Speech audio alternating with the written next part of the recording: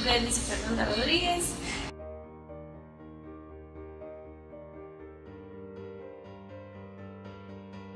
Nací, crecí y he vivido siempre del café.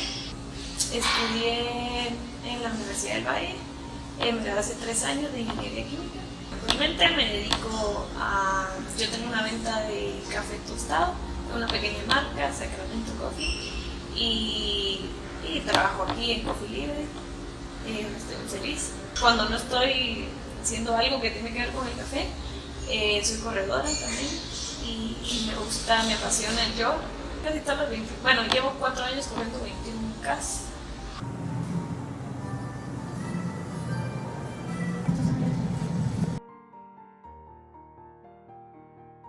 Pues en Italia la maestría se llama Economía y Ciencia del Café.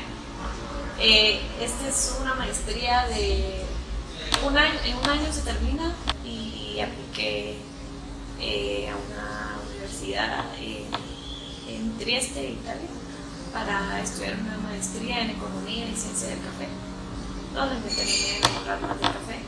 Esta maestría, en 6 meses, uno mira prácticamente un pincelazo de todo. Nosotros llevábamos clases de brewing, de genética del café, economía, desde exportación, trading, a la estrategia en sí. Yo dije, voy a usar una molienda gruesa. ¿Por qué? Porque la molienda gruesa no permite que se extraigan malos sabores en caso fuera demasiado claro. Para un tueste claro, lo mejor es usar una molienda gruesa. Yo quería algo que llamara la atención de los jueces, una acidez muy buena, algo bastante complejo. Entonces quería hacer ¿cómo se dice? Corto. Yo más o menos empecé con la idea de hacerlo de 1.30. Al final me salió 1.37 porque hasta llegaba. Y la temperatura lo más alta posible, porque la molienda era gruesa, entonces probablemente no se iba a extraer tanto. Entonces la temperatura a ebullición, eso fue. O sea, yo tenía el café, lo volví a poner el agua lo más caliente que se pudiera para que pudiera extraer lo más posible con la molienda más gruesa que tenía. Y bastante café, porque como tenía la molienda gruesa, necesito bastante café para poder extraer. 35 gramos, sí.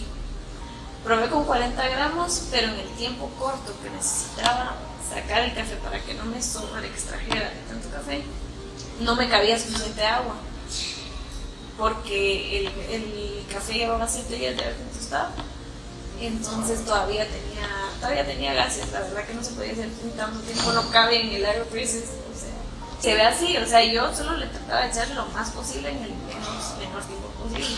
Ni siquiera tengo la medida de cuánta agua le eché, porque como no conocía el café, no sabía cuánto me iba a caber de agua. La verdad que no, o sea, no sabía, yo solo lo hice así.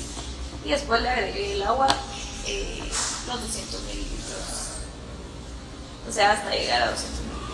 Hice una preinfusión de 35 segundos también, para dejar de desgasificarlo y me salía mucho mejor con 35 segundos.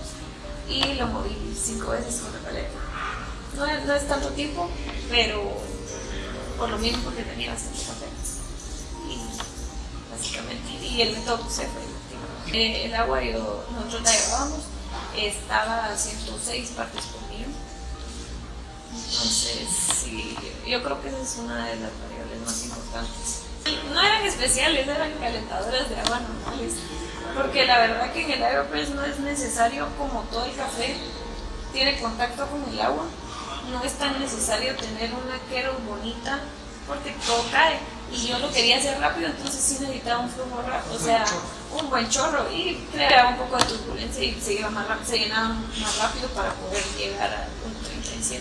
Usé filtro de metal, también hice varias pruebas, filtro de metal y filtro de papel, pero el filtro de papel siento que deja retenidas muchos más sabores que sí lo hacen la taza más compleja.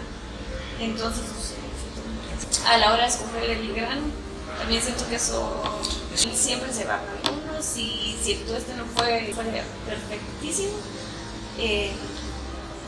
sí, para tener una muestra más homogénea, yo sí quité bastantes. Incluso después cuando yo probaba algunas tazas de otras rondas, sí se sentía, si uno no le quitaba un par de granitos, se sentía en la taza.